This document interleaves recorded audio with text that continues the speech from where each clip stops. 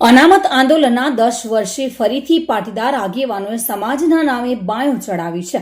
પાટીદારો પર ક્યાંક હુમલા થાય તો એકતા બતાવવા ત્યાં તરત જ પહોંચી જાય છે, જેને ઘણા લોકો શક્તિ પ્રદર્શન તરીકે જોઈ રહ્યા છે.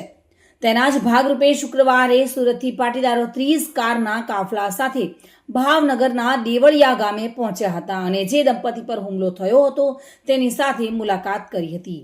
આ પહેલો એવો બનાવ નથી કે જે પાટીદાર પર હુમલો થયો હોય અને સુરતમાં વસતા મૂળ સૌરાષ્ટ્રવાસી પાટીદારો પીડિત પરિવારની પડખે ઊભા રહ્યા હોય. પાટીદારોના આ શક્તિ પ્રદર્શનના પોસ્ટર બોય એટલે કે અલ્પેશ કથિરિયા અને મનોજ પનારા છે. 5 નવેમ્બરે અમરેલીના ફુલઝર ગામે જૂથ અથડામણ થઈ હતી અને જેના પડઘા સુરતમાં પડ્યા હતા.